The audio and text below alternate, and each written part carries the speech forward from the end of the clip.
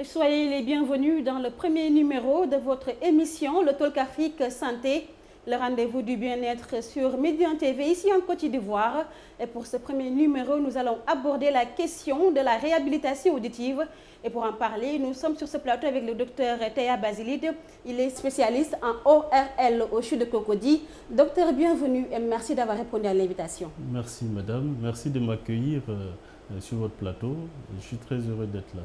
Et selon l'Organisation mondiale de la santé, plus de 360 millions de personnes souffrent de pertes auditives. Docteur, les chiffres sont alarmants. Effectivement, les chiffres sont alarmants et cela représente 5% de la population mondiale. Et ce qui mérite toute notre attention et du fait des conséquences qui peuvent survenir. Avant d'aborder les conséquences, qu'est-ce que l'audition? Alors, l'audition, simplement, c'est le fait d'entendre, la capacité de percevoir un son.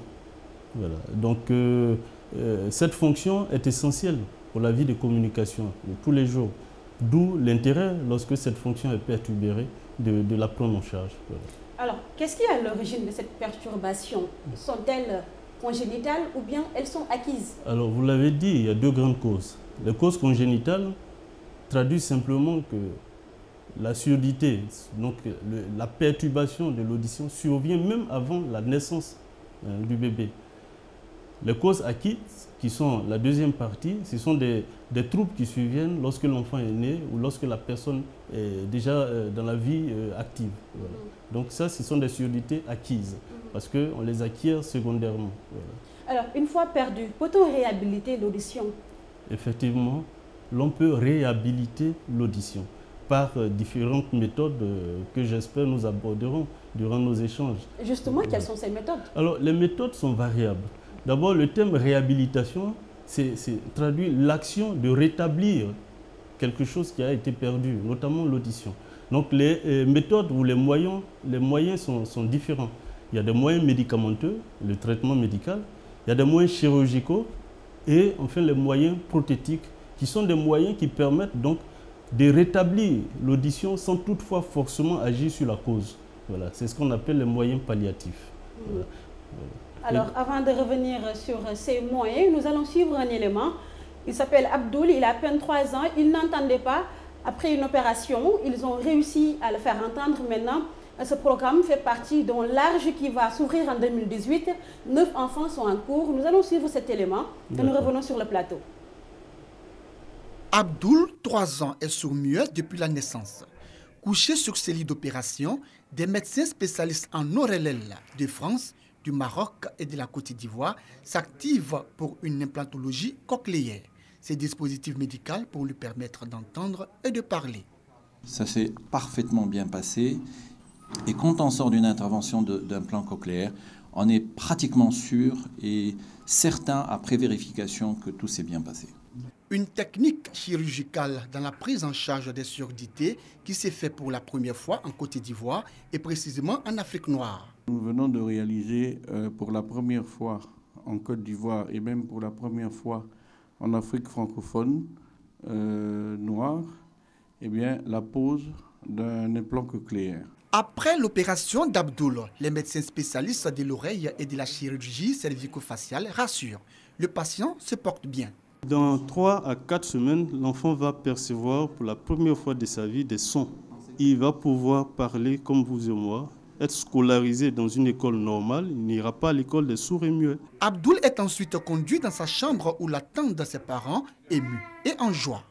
Un enfant qui ne parle pas, c'est un handicap réel, il ne vit pas, il ne partage pas la vie réelle. Donc pour nous parents, c'est vraiment un moment de bonheur. Le fait de savoir qu'auparavant, il ne pouvait pas dire maman et un jour, il pourra vous dire, c'est fort. Docteur Théa, vous avez personnellement suivi le cas d'Abdoul. Parlez-nous davantage de ce cas. Alors, Abdoul, c'est une histoire, j'allais dire, formidable. Fait partie de ces enfants que nous suivons depuis plusieurs années. Et le cas Abdoul est fort intéressant puisque lorsque nous avons rencontré cet enfant qui est venu la première fois pour un retard de langage, parce que bien souvent, c'est à l'occasion de cette situation que les parents consultent un médecin. Voilà. Donc, lorsque nous l'avons reçu, les examens ont bien montré que son retard de langage, donc cette difficulté à parler comme les autres enfants, était liée à sa surdité. Et donc, en corrigeant sa surdité, il était possible d'améliorer ses capacités orales. Voilà. Donc, sur cette base, nous avons pour la première fois réalisé la mise en place d'un implant, et c'était bien en décembre 2015, voilà, en Côte d'Ivoire. C'était une première en Afrique de l'Ouest.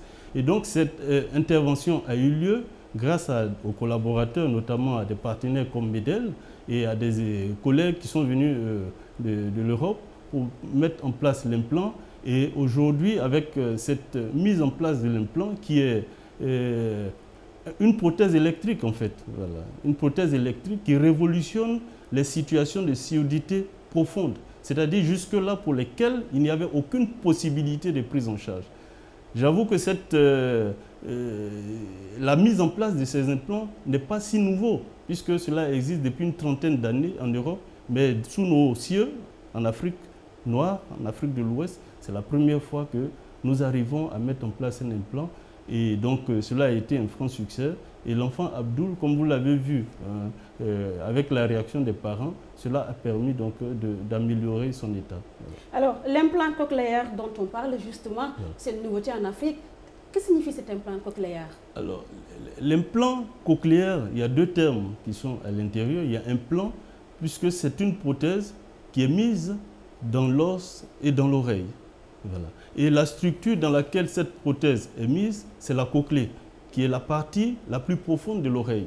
C'est pourquoi on parle d'implant cochléaire. Et cet implant est mis en place après une intervention chirurgicale.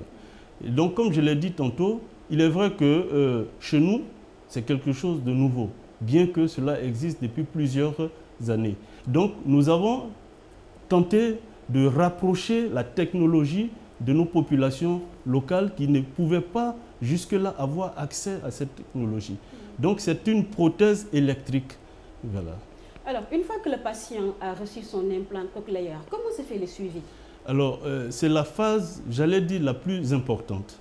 Puisque une fois que l'appareil, donc la prothèse, est mise en place, l'enfant portant l'appareil a besoin que l'appareil soit activé. Une fois que l'activation se fait pratiquement au bout d'un mois à 1 mois et demi, il faut ensuite faire des réglages. C'est-à-dire, c'est un enfant qui va percevoir pour la première fois de sa vie des sons. Il faut alors lui permettre de s'habituer à ces sons à travers des réglages qui doivent se faire périodiquement, 1 mois à 1 mois et demi, voire 2 mois. Et ceci impose et implique surtout la présence des parents. Donc il faut informer les parents sur ce processus, bien entendu avant l'intervention, afin qu'ils suivent non seulement la progression de l'enfant et qu'ils puissent répéter les exercices qui sont faits pendant le réglage à domicile. C'est cela la notion d'accompagnement parental, puisqu'il faut aider les parents à pouvoir eux-mêmes continuer la prise en charge de leur enfant à domicile. Voilà. Justement, pour comprendre davantage ce que signifient ces implants cochléaires, nous nous sommes entretenus avec Romet Crossbauer, il est responsable du projet en Afrique subsaharienne. Je vous propose d'écouter l'élément et nous reviendrons sur le plateau. En réalité, il faut savoir que c'est un engagement à vie, parce que l'implant, il va rester toute sa vie dans la tête, à l'oreille interne du patient. Donc, ce n'est pas quelque chose qu'on va mettre et après enlever. Donc, cet implant va permettre au patient d'être stimulé toute sa vie pour avoir l'audition.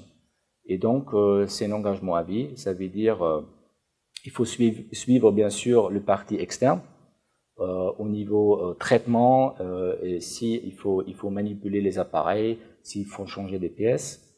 Et également l'orthophonie, ce que je vous avais parlé tout à l'heure, c'est très important quand un enfant qui était né avec une surdité profonde, qui était implanté, après qu'il faut qu'il apprenne à utiliser cette nouvelle sensation d'audition et développer le langage. Et donc ça, c'est un travail qui est très important à travers les orthophonistes, même avec la famille à la maison, pour que l'enfant développe le langage. Et ça, c'est également un travail qui peut durer, voilà, ça dépend un peu cas par cas, mais ça peut durer 2-3 ans jusqu'au on arrive à un certain niveau pour se permettre de vivre normalement. Alors, docteur Bazilit, nous venons de suivre ensemble cet élément. Une première réaction? Alors, je suis très heureux d'entendre M. Romet, qui fait partie de cette formidable aventure. Effectivement, pour pouvoir prendre en charge la surdité d'un enfant, la surdité, c'est vrai que c'est un handicap, mais c'est en somme prendre en charge une personne. Donc cela nécessite toute une équipe. Il y a certainement la mise en place de l'implant, mais il y a tous les autres acteurs, notamment ceux qui vont apprendre à l'enfant à parler, puisque l'enfant va entendre pour la première fois de sa vie des sons. Il faut qu'il puisse comprendre ces sons en y mettant une image et en établissant une correspondance entre ce qu'il entend et ce à quoi cela correspond. Voilà. Donc, pour toutes ces choses, il faut toute une équipe, et ce sont ces équipes, c'est cette équipe qu'il a cité, notamment un orthophoniste, un audioprothésiste. Voilà. Nous allons maintenant marquer une petite pause, le temps d'accueillir notre deuxième invité.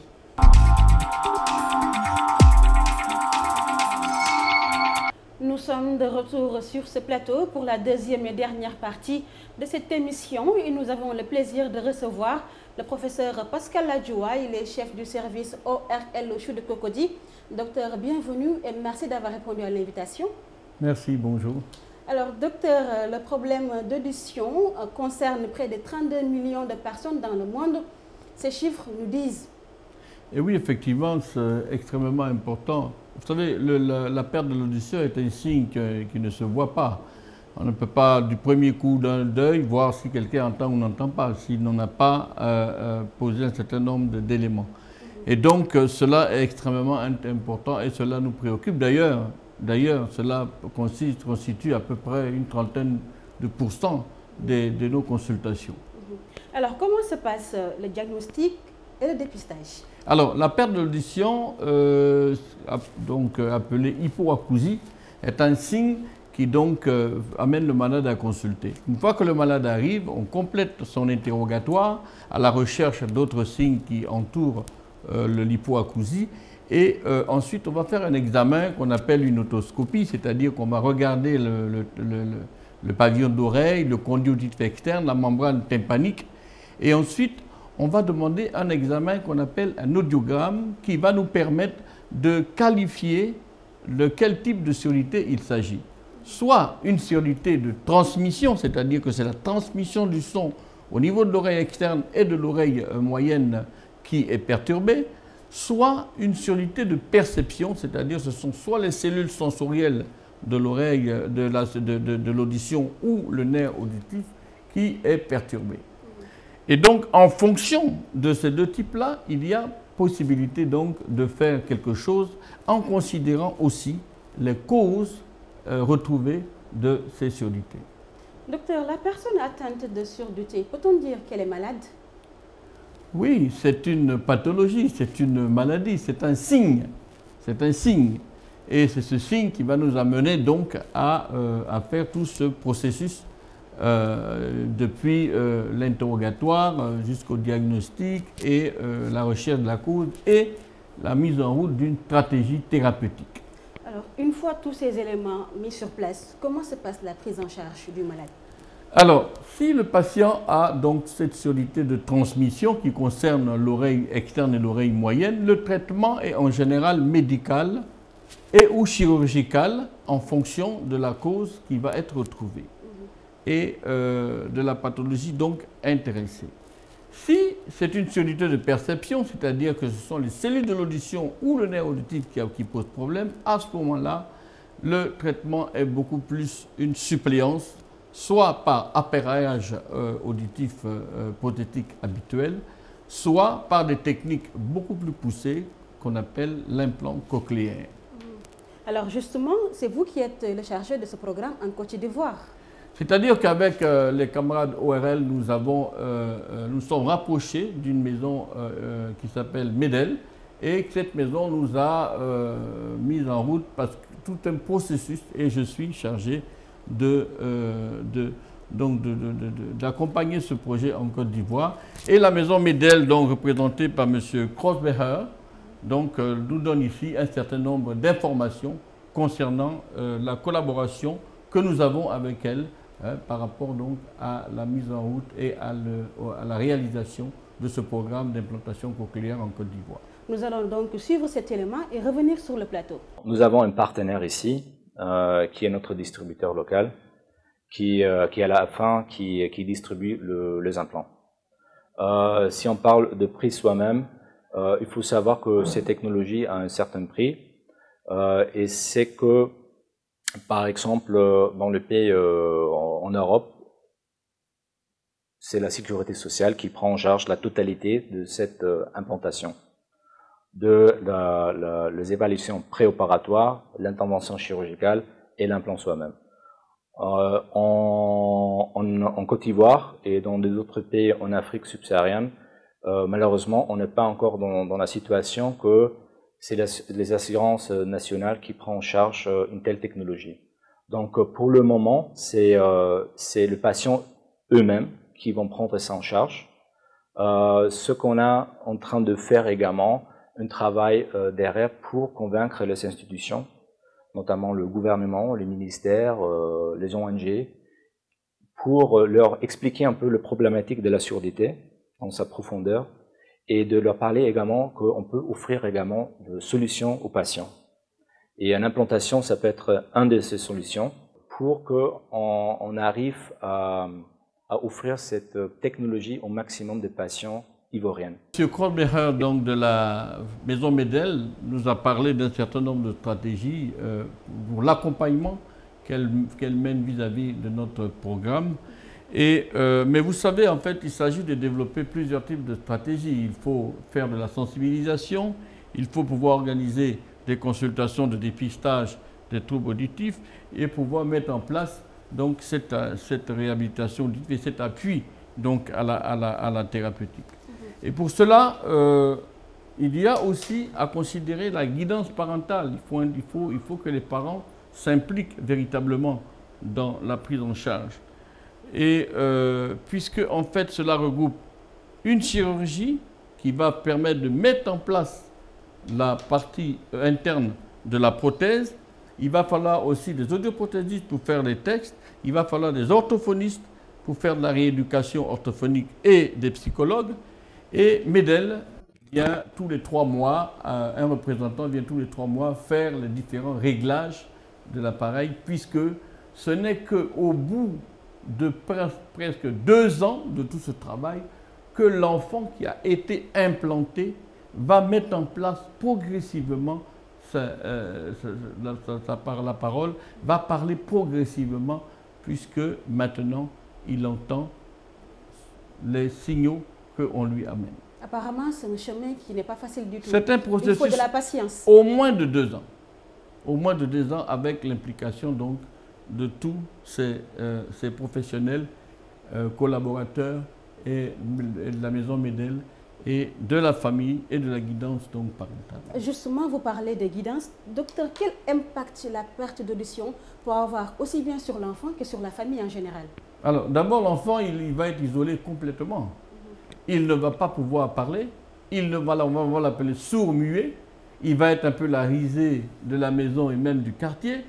L'enfant va rester isolé, même devenir psychotique, psychiatrique même quelquefois. Et entre guillemets, on ne va vraiment pas pouvoir faire grand-chose pour la société. Alors que l'enfant qui entend va pouvoir parler, va revenir dans la société, va reprendre, va partir à l'école et pouvoir de manière définitive s'intégrer à la société et devenir productif. Alors, y a-t-il des moyens de prévention existentielle? Comment faire pour éviter justement cette situation? Alors, nous allons partir des causes. À partir des causes, effectivement, d'abord, il y a des causes congénitales. Donc, cela veut dire que dès que la maman est enceinte, il faut qu'elle aille en consultation. Il y a tout un ensemble de consultations prénatales nécessaires, puisque certaines pathologies peuvent influer sur l'embryogénèse, la formation de l'oreille du fœtus et donc créer des causes donc congénitales. Il y a aussi des causes infectieuses, c'est-à-dire qu'un enfant va certainement faire des infections qu'on appelle les infections de l'adaptation. Il va s'adapter à son milieu, il va avoir des rhumes, il va avoir des angines et des otites. Donc il faut le traiter rapidement dès que l'enfant a un problème d'infection au niveau de l'oreille. Il peut avoir aussi des problèmes de traumatisme, donc même aussi des problèmes de tumeur. Donc tout ça, il faut donc mettre en route des traitements adéquats et donc les parents doivent consulter très rapidement avec leurs enfants qui auraient éventuellement ces problèmes. Alors, parmi toutes ces causes que vous venez d'énumérer, quelles sont les plus fréquentes, justement? Les plus fréquentes, ce sont les infections.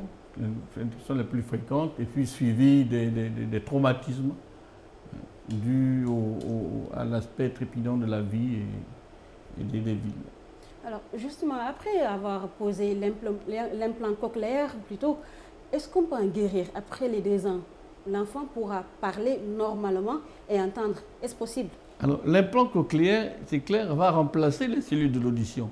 La pose de l'implant est définitive. C'est peut-être au bout de 30 ou 40 ans, peut-être qu'il faudra changer l'implant. Donc, une fois que l'enfant aura mis en place, cet implant sera mis en place, qu'il va commencer à entendre, qu'il va mettre en place la parole, ben, il va mener sa vie tranquillement. Évidemment, il va falloir faire des réglages, il va falloir faire des consultations de contrôle, mais sans problème, il garde cet implant pratiquement 30 à 40 ans. Peut-être qu'après, on aura besoin de le remplacer, mais au bout de 30 à 40 ans. Alors, cet implant dont nous parlons, docteur, il s'agit d'une technologie. Alors vous, en tant que chargé du programme en Côte d'Ivoire, ce programme est-il accessible par rapport au coût même? Non, tout à fait. Ce programme, il est accessible. Évidemment, vous posez un problème fondamental, le problème du coût. Et c'est vrai, nous savons que les familles qui sont confrontées à ces problèmes, d'abord, une fois qu'elles nous consultent et que nous parlons, évidemment, de l'ensemble du processus, cela peut sembler revenir cher, mais c'est pour toute une vie. C'est pour toute une vie et c'est pour rendre productif quelqu'un, c'est pour que cette personne soit plus à la charge de la société. Donc globalement, ce n'est pas cher et c'est sur pratiquement 2 ans que ces frais donc, sont impliqués. En première partie de cette émission, nous évoquions le cas d'un enfant qui s'appelle Abdoul, que je rappelle que vous avez aussi suivi. Y a-t-il d'autres enfants qui sont dans le programme?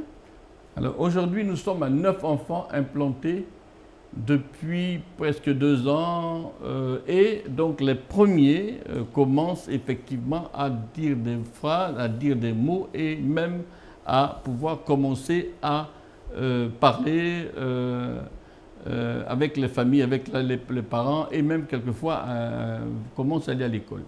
Donc les résultats sont encourageants et donc nous sommes en train de travailler pour que dès janvier prochain, nous puissions attaquer les 4 prochains cas pour que nous puissions donc avancer progressivement.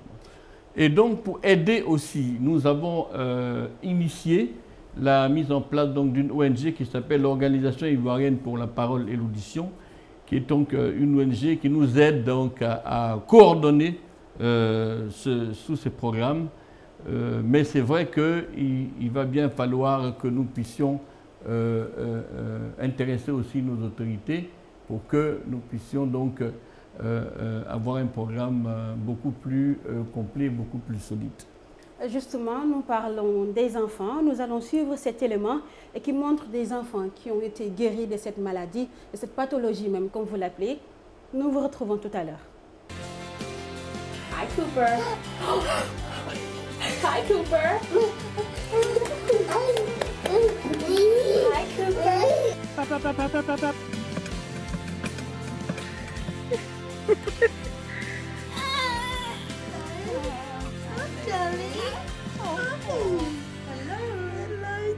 Hello, he's smiling.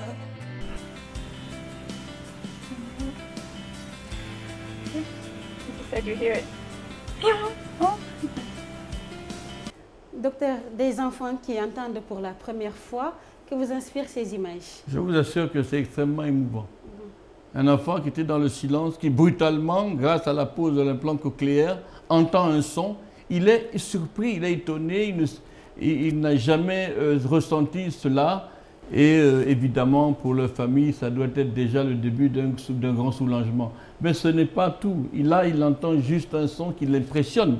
Maintenant, il faut que cela puisse s'organiser dans une rééducation orthophonique, psychologique, dans le suivi des familles. Il faut que les familles continuent à stimuler l'enfant pour que progressivement, au bout d'à peu près 18 mois, 2 ans, 24 mois, eh bien, ces paroles s'organisent et qu'ils sortent de ce silence qui n'est que trop présent.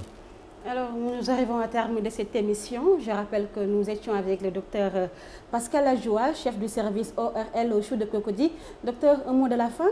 Oui, alors la fin, j'espère que... C'est vrai que nous avons commencé, pour paraphraser les choses dans le silence, ce programme.